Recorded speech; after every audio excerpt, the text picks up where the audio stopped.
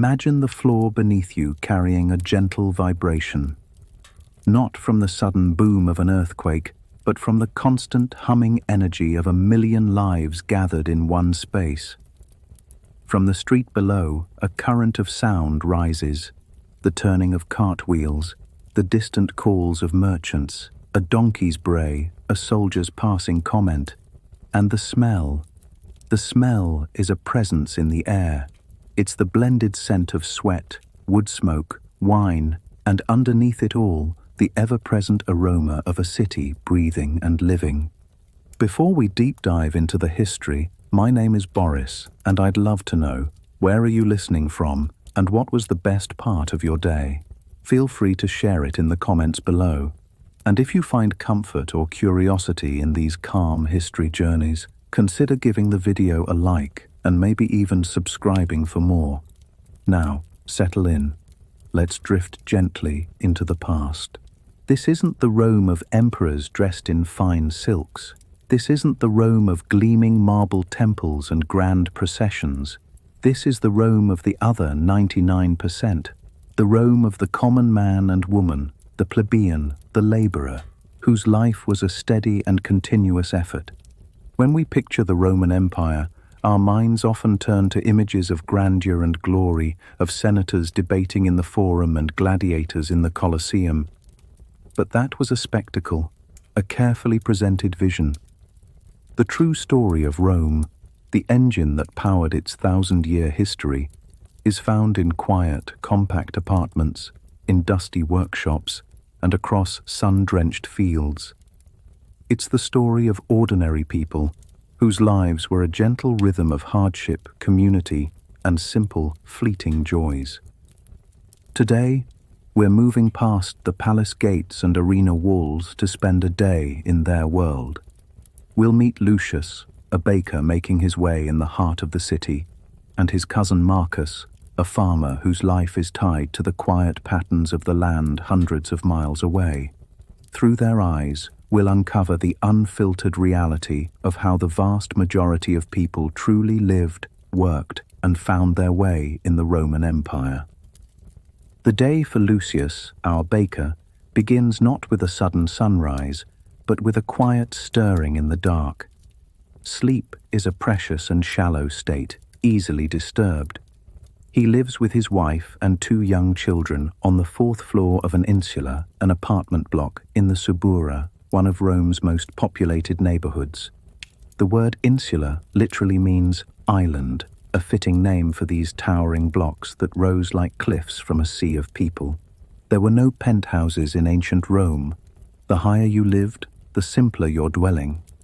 The most desirable apartments were on the ground floor, but up here, life is different. Lucius's home, a cubiculum, is a single small room without windows. The air is heavy with smoke from the brazier he lit for a little warmth, a constant awareness in a building made of wood and brick. He knows that fire is an ever-present risk. A knocked-over lamp could spread through the building, a concern for everyone on the upper floors. The stability of the building is another thought that lingers. These structures were often built by landlords looking to maximize their space, sometimes with less than solid foundations. He rises from a simple straw mattress on the floor. There is no running water this high up. His wife is already awake, preparing for the day and managing the household, a significant task in such a small space. For sanitation, they use a chamber pot. Later, its contents will be carried down 4 flights of stairs to a cesspit or, under the cover of darkness, emptied into the street below. The lack of widespread sanitation meant that illness could spread easily.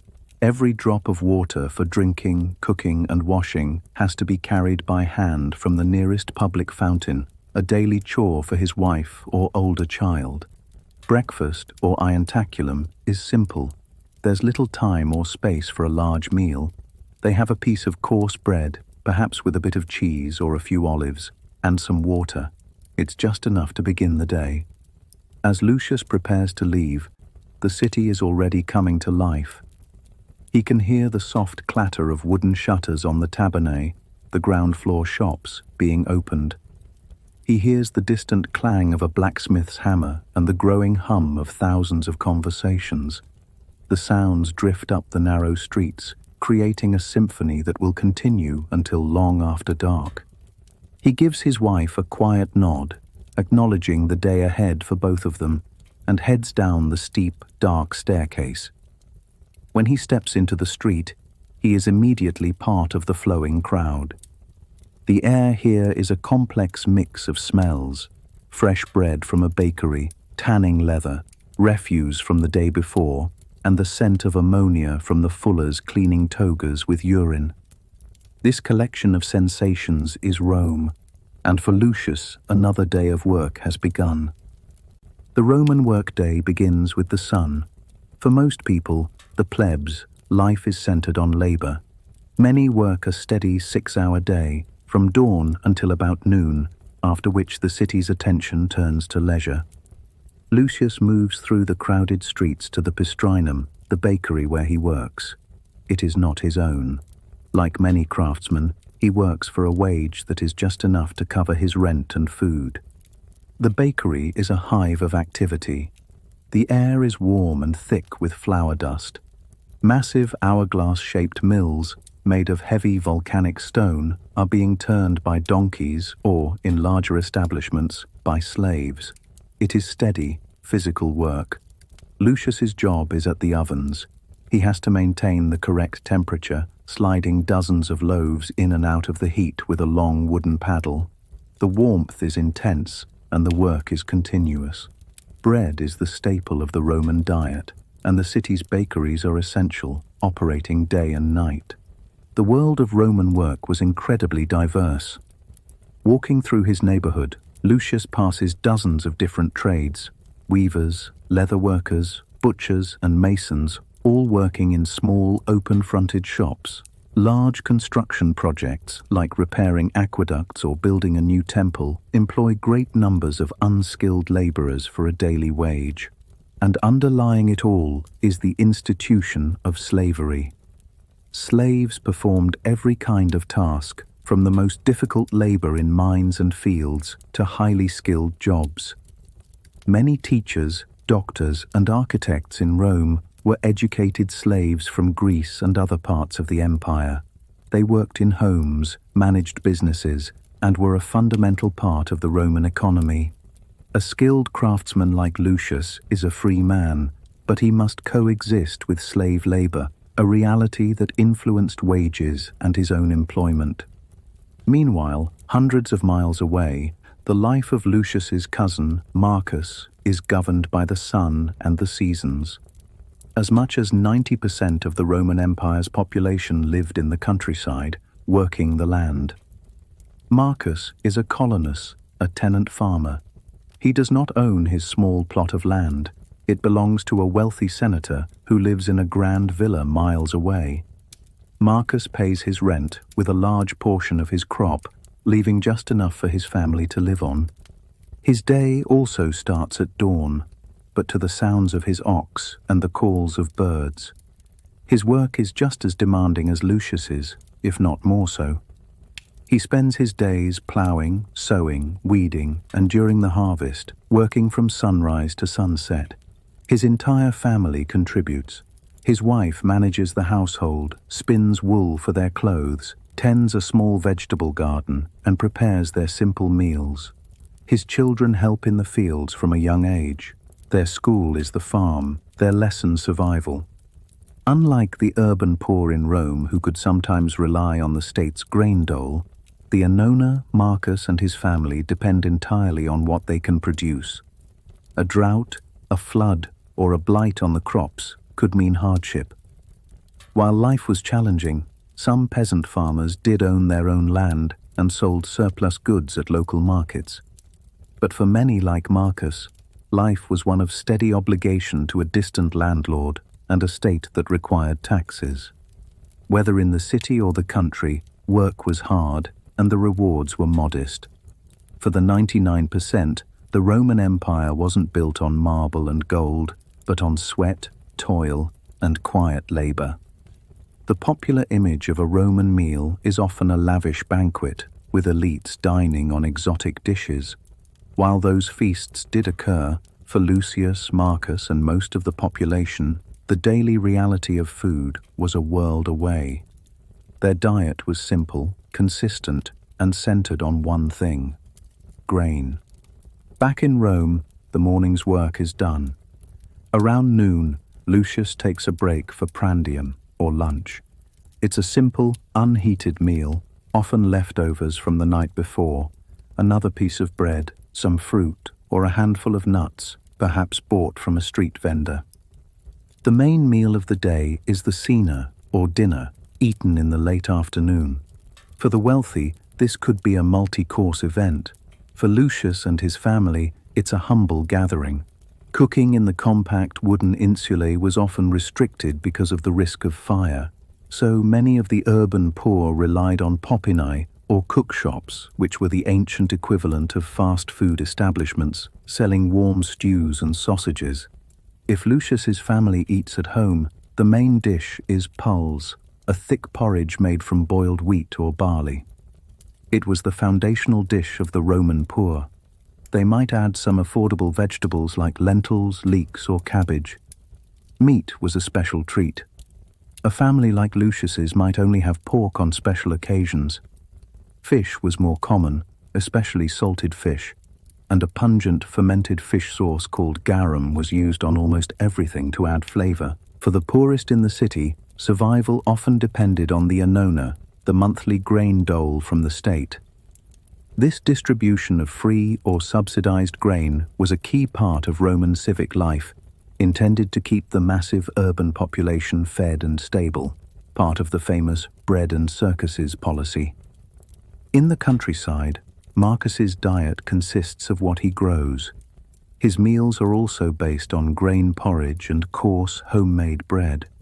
He has better access to fresh vegetables from his garden and perhaps some fruit. A few chickens might provide eggs, and cheese from goats or sheep's milk was a common source of protein. As in the city, meat was not a daily staple. They might have some pork or lamb during a festival, but their diet was mostly vegetarian. Their main drink was an inexpensive wine, always heavily diluted with water. The greatest contrast in Roman society could be seen on the dining table. While a wealthy patrician might spend a fortune on a single banquet, the 99% were sustained by the Mediterranean triad: grains, olives, and grapes, as bread, olive oil, and simple wine. Their food wasn't about elaborate pleasure, it was about sustenance. It was the fuel for another day of hard labor. With the workday often ending around noon, the Roman afternoon was a time for leisure. This wasn't just about rest, but about important social customs and hygiene. For Lucius, after a long morning at the bakery, there's one place he and almost every other man in Rome is headed: the public baths, or thermae. The baths were the true heart of Roman social life.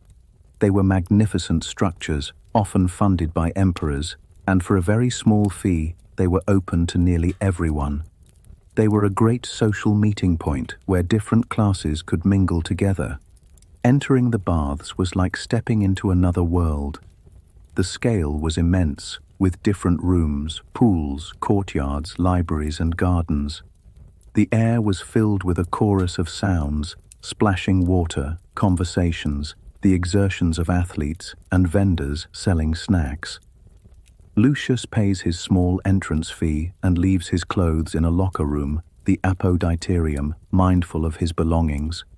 The bathing ritual was a well-established routine. He might start by exercising in the palaestra or exercise yard. Then he would move to the tepidarium, the warm room, followed by the caldarium, the hot room, to soothe his muscles. Romans didn't use soap as we do.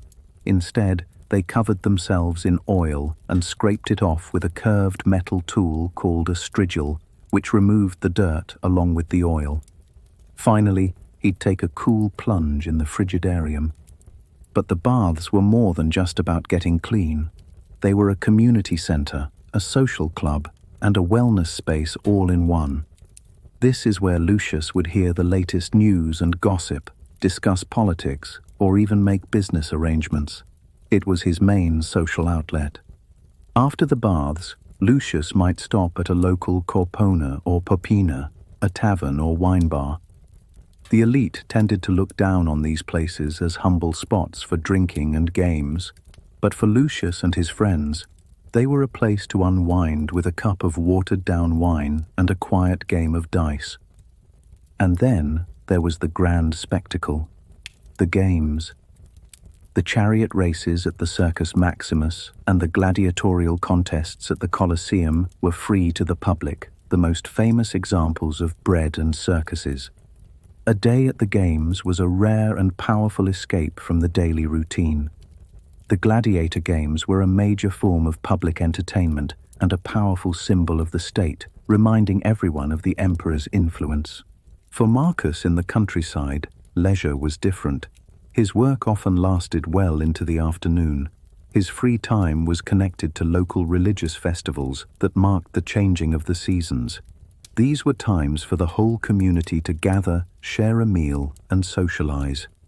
Market days were also important social events, a chance to go to the nearest town, sell some surplus produce, and connect with people from outside his village, feeling part of the wider Roman world. His leisure was less about spectacle and more about community. As dusk begins to fall, Lucius heads back to his insula. The streets are still full of people, but shops are closing and families are returning home for the cena. For the Roman family, or familia, this was the main unifying moment of the day. The Roman familia was led by the paterfamilias, the eldest male, who held legal authority, patria potestas, over his entire household, including his wife, children, and any slaves. In principle, this authority was absolute, extending even to decisions about newborns. In practice, for an ordinary family like Lucius's, this power was often expressed through affection and the practical needs of daily life. His relationship with his wife was a partnership for survival. His wife, the materfamilias, held a respected role within the home.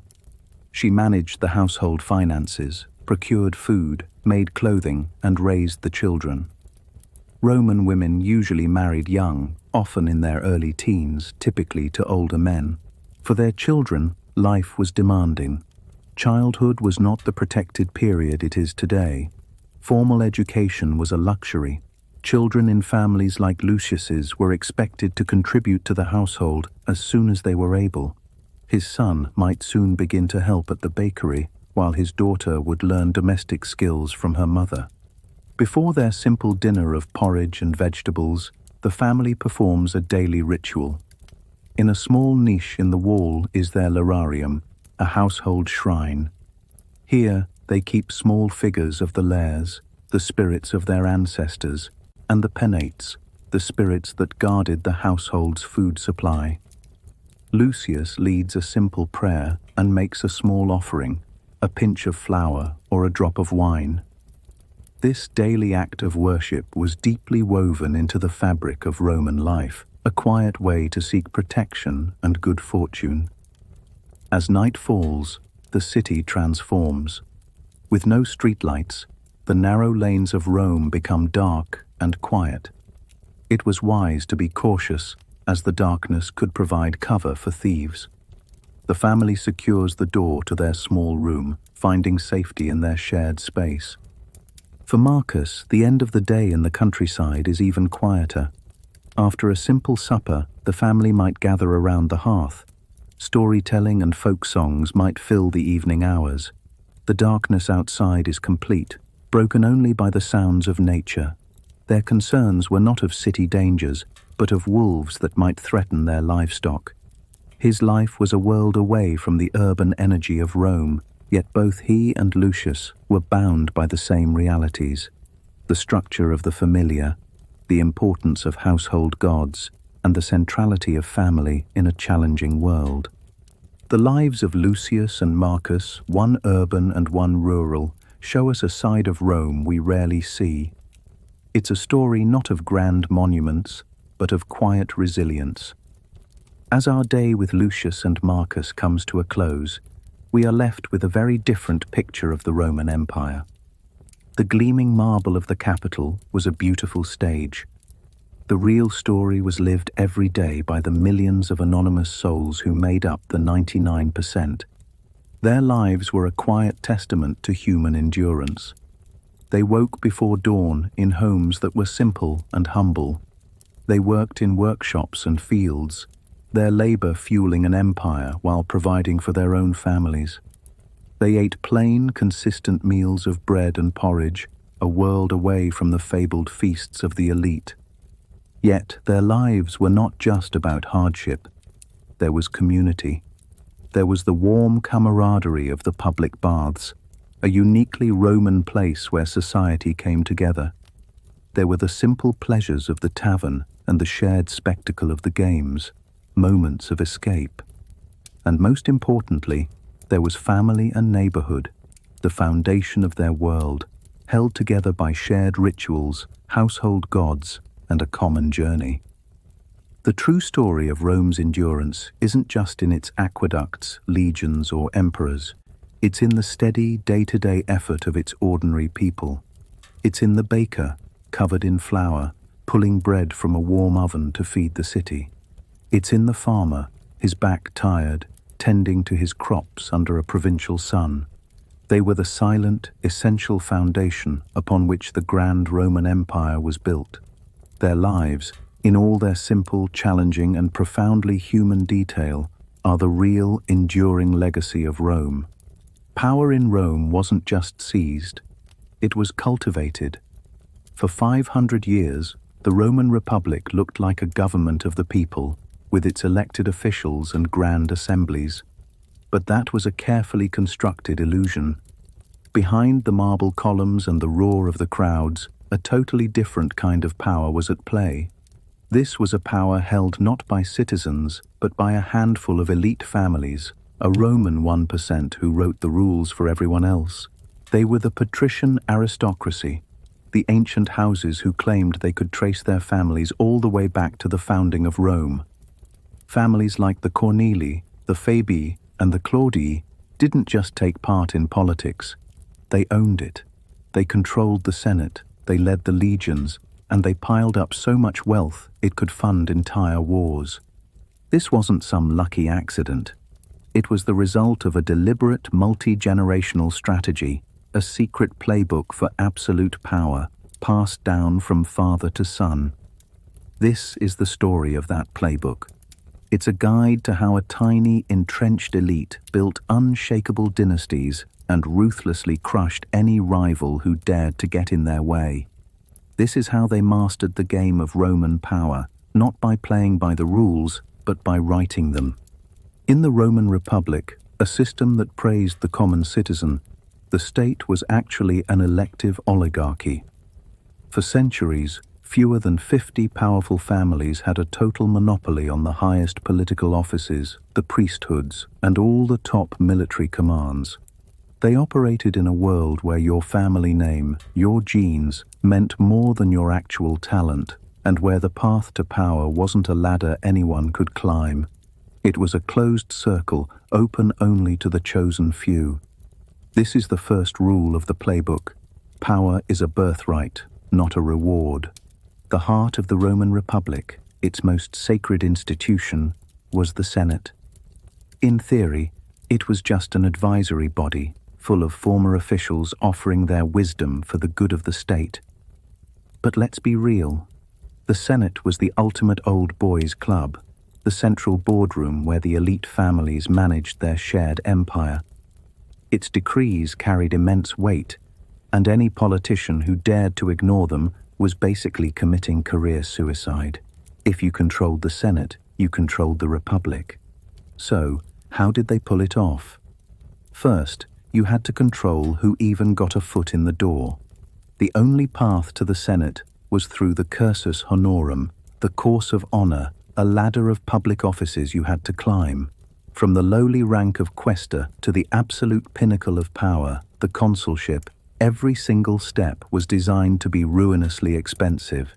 Candidates were just expected to pay for public games, put up new buildings, and basically buy the love of the voters. This created a massive financial wall. Only people with huge family fortunes could even think about a life in politics. The system wasn't built to find the best and brightest. It was built to filter out anyone who wasn't already rich. Even the voting itself was a masterpiece of manipulation. The main voting assembly, the Comitia Centuriata, was split into blocks based on wealth. The richest citizens had way more influence, their votes counting for far more than those of the poor.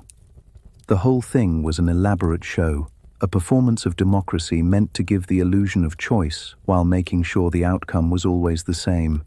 Another aristocrat from a big-name family taking office. No family played this game better than the Corneli.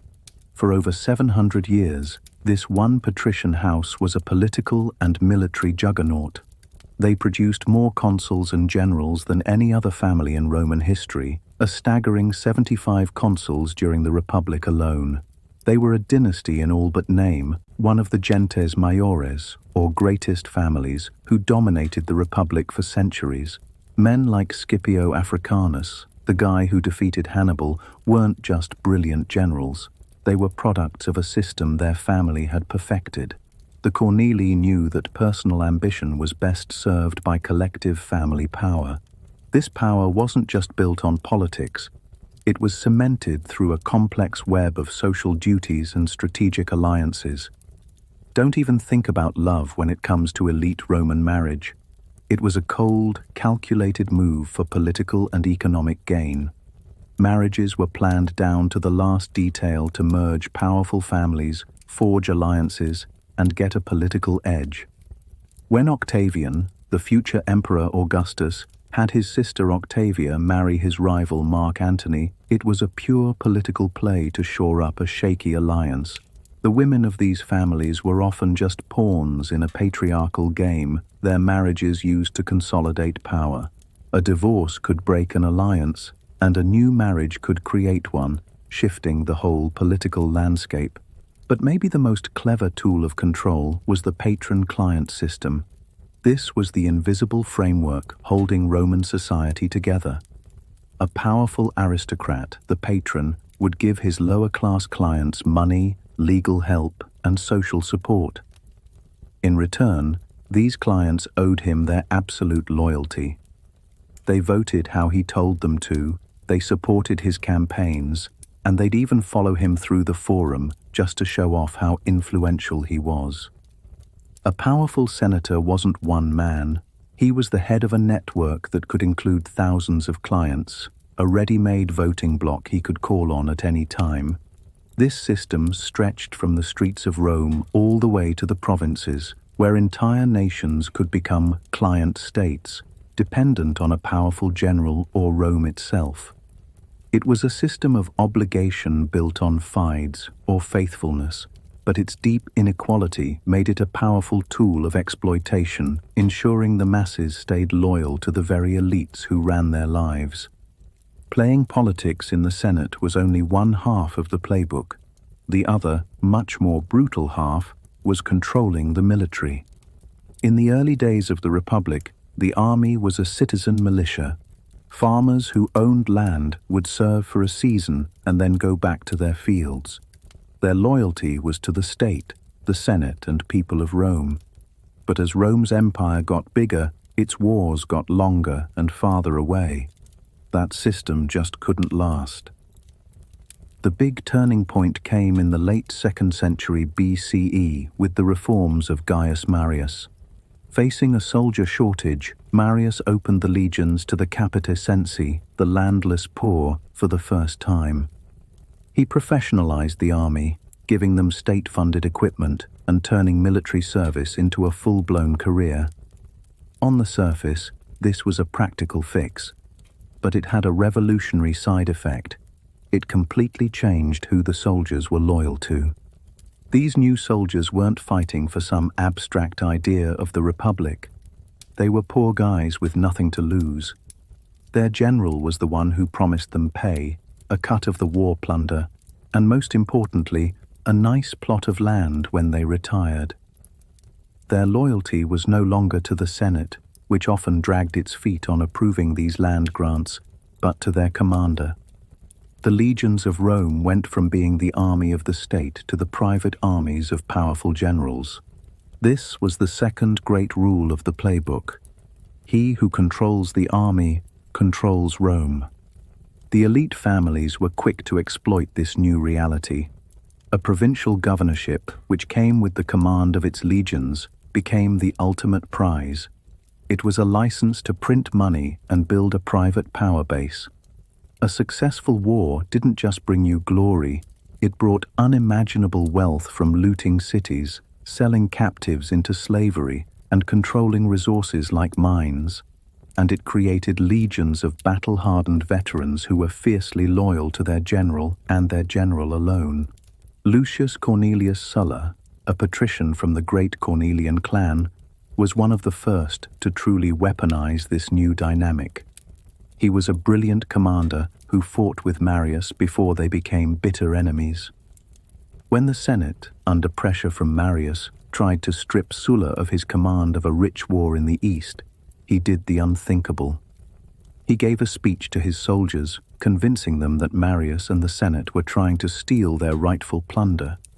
His legions, now loyal only to him, agreed. In 88 BCE, for the first time in Roman history, a general marched his army on Rome itself. It was a Rubicon moment that the Republic would never recover from. The precedent was set. From now on, military force was the final answer in any political argument. The next generation of ambitious aristocrats learned Sulla's lesson all too well. Pompey the Great raised his own private armies to fight for the Senate. Marcus Licinius Crassus, the richest man in Rome, used his fortune to fund his own legions. And then, there was Gaius Julius Caesar. Caesar's conquest of Gaul is the ultimate case study in using military power for political gain. For nearly a decade, he led his legions in a series of brilliant campaigns. He became fabulously wealthy, but more importantly, he built an army with unmatched experience and devotion. His soldiers didn't just follow him, they worshipped him. He shared their struggles, knew their names, and rewarded them generously. When the Senate, terrified of his growing power, ordered him to disband his army and return to Rome as a private citizen, he had a choice: obey and face his political enemies in court, or follow Sulla's example. Like Sulla, he took his case directly to his men. He crossed the Rubicon River in 49 BCE, plunging the Republic into a devastating civil war. The armies that squared off weren't fighting for Rome. It was Caesar's legions against Pompey's legions. The state was just the prize. The soldiers' loyalty to their commanders had completely replaced their loyalty to the Republic. This shift, which started with Marius's reforms, had created the very warlords who would tear the system apart, each one a product of the elite class, each one following the playbook to its logical, violent end. Politics and war were the twin engines of elite power, and they were both fueled by one thing: money. The fortunes piled up by Rome's 1% were almost impossible to imagine. They weren't just rich, they operated on a scale that let them privatize the functions of the state. The third rule of the playbook was simple: get rich by any means necessary and use that wealth to make the state depend on you. The main source of this incredible wealth was conquest. A successful war meant plunder on an industrial scale. Entire cities were sacked, their treasuries looted, their art stolen, and their people sold into slavery. This flood of cash went straight into the pockets of the commanding general and his officers, and by extension, their families back in Rome. But the most reliable path to getting rich was a provincial governorship. A governor had absolute power in his province, military, administrative, and judicial. With no one from the Senate thousands of miles away to effectively check them, a governorship was a 3-year license to steal. The practice was so common, it became a cynical joke. It was said a governor needed to get rich 3 times over. First, to pay off the bribes it took to get the job. Second, to plunder the province for his own fortune, and third, to build a slush fund to bribe the jury at his inevitable corruption trial when he got back to Rome. The case of Gaius Verres is probably the most infamous example of this system-wide corruption. As governor of Sicily from 73 to 71 BCE, Verres went on a looting spree so shameless it became legendary. He hit farmers with illegal grain taxes that drove them off their land. He used his judicial power to steal inheritances from wealthy Sicilians. But his real passion was art. He sent gangs of thugs to scour the island, forcing people to sell him priceless Greek statues and paintings for pennies, stripping temples and private homes bare. When he was finally put on trial, his prosecutor, a young, ambitious politician named Cicero, presented so much evidence that Verres's own lawyer gave up and he skipped town into exile before the verdict was even read. Verres was an extreme case, but his methods weren't unique. He was just a greedier product of a deeply corrupt system. This dirty money was then plowed right back into the system to generate more power. The elite owned vast agricultural estates called latifundia, massive plantations worked by armies of slaves, many of whom were the prisoners from their own wars. These mega-farms squeezed out the small citizen farmers, the very backbone of the early republic, forcing them off their land and into the cities, where they became a landless, dependent mob. This created a social crisis that the elite were more than happy to exploit. The displaced poor became clients, dependent on the handouts of their wealthy patrons. The elite used their fortunes to fund spectacular gladiatorial games and public works projects, not out of civic duty, but to buy the love of the masses. And most critically, they used their money to bankroll their political careers and those of their allies. Elections were bought and sold. Votes were openly bribed. The entire political machine ran on the grease of aristocratic money. It was a self-perpetuating cycle. A family used its wealth to get political office. That office gave them command of an army. That army let them conquer new lands, which brought in more wealth. That wealth was then used to grab more political power for the next generation. It was a closed loop, a system designed to concentrate wealth and power into the same few hands, generation after generation. The first 3 rules of the playbook, master the Senate, control the legions, and amass overwhelming wealth, were for building power. But there was a 4th, final, and most brutal rule. When a challenger appears who can't be bought, co-opted, or outmaneuvered, they must be eliminated, without mercy. For centuries, the elite families competed among themselves for fame and office, but they always closed ranks against an existential threat. And that threat was anyone who tried to break their monopoly on power, especially those who tried to appeal directly to the people, the so-called populares. The story of the Gracchi brothers is the ultimate cautionary tale for anyone who dared to challenge the system. Tiberius and Gaius Gracchus were aristocrats themselves, grandsons of the great Scipio Africanus from the Cornelian clan. They were insiders. But they saw the crisis brewing in the Republic, small farmers losing their land, the rise of a permanent urban poor, and the dangerous concentration of land in the hands of the rich. In 133 BCE, as a tribune of the plebs, Tiberius Gracchus proposed a land reform law that seemed pretty moderate. His law aimed to redistribute public land that the wealthy elite had been illegally squatting on for generations and give it to the landless poor. He wasn't trying to overthrow the system. He was trying to save it from its own greed. But to the senatorial elite, this was a declaration of war. It was an attack on their property and, by extension, their power. When Tiberius used some unconventional political moves to pass his law and then tried to get re-elected to protect it, the elites decided he'd gone too far. Fearing his popularity with the people, a group of senators, led by his own cousin, took matters into their own hands. They marched out of the Senate, stormed a political rally with their supporters, and in the riot that followed, Tiberius Gracchus was beaten to death. It was a shocking moment. For the first time in centuries, political violence had been used as a tool right in the city of Rome, setting a dark and bloody precedent. A decade later, his younger brother, Gaius Gracchus, took up the cause.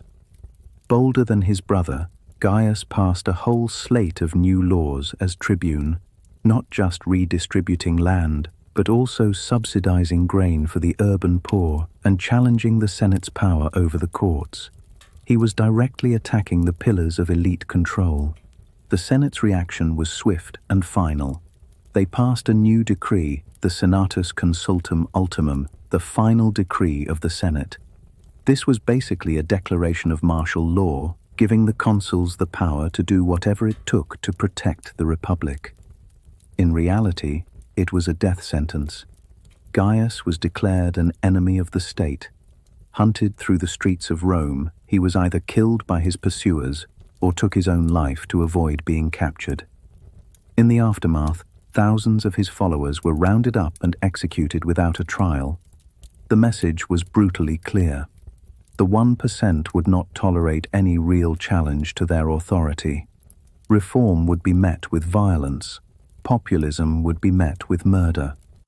The Gracchi brothers had tried to use the Republic's own institutions to fix it, and the ruling class had responded by tearing down those very institutions to protect their own privilege.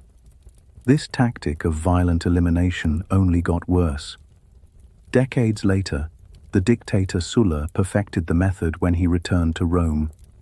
He created the proscriptions, a legalized campaign of political murder. He posted lists of his political enemies in the forum. Anyone on the list could be killed with impunity, and the killer would get a reward. Their property and lands were seized and auctioned off, usually for cheap, to Sulla's own supporters. This wasn't random violence. It was a systematic, calculated purge designed to wipe out all opposition and remake the ruling class into one loyal only to him. Hundreds of senators and over 1,000 equestrians were killed. Their sons and grandsons were banned from holding public office, an attempt to extinguish entire family lines of opposition. The playbook had evolved from targeted assassination to state-sanctioned terror. It was the ultimate tool for maintaining absolute power. If you can't control a rival, destroy them completely. The story of Rome's elite is a timeless lesson in how power is won, held, and lost. These strategies of political manipulation, economic control, and ruthless suppression aren't just stuck in the ancient world. You can see their echoes in the boardrooms, political arenas, and power struggles of our own time. If you find these dynamics of power as fascinating as I do, make sure to subscribe and hit that notification bell so you don't miss our next look into the hidden forces that shape our world. And let me know in the comments, which Roman family do you think was the best at playing this dangerous game? The secret playbook of Rome's 1% was a masterclass in building and keeping dynastic power. It was a 4-part strategy carried out over centuries. First, master the political system from the inside, rigging it with financial and social barriers that turned the Senate into your own private club. Second, grab control of the military, turning the legions from a state army into the private enforcers of ambitious generals. Third, get filthy rich through conquest and corruption, then use that money to buy political careers and trap everyone else in a web of dependency. And finally, when a real challenger comes along who threatens your monopoly, eliminate them without a second thought. It was a brutally effective strategy. But the playbook had the seeds of its own destruction baked right in. The constant competition it created among the elite families just got more and more violent. The political rules and institutions of the Republic were torn down not by foreign enemies, but by the very men who claimed to be its guardians. Introducing private armies and political murder into the heart of Rome created a death spiral that there was no pulling out of. The civil wars that ended the Republic weren't a surprise. they were the inevitable result of this playbook.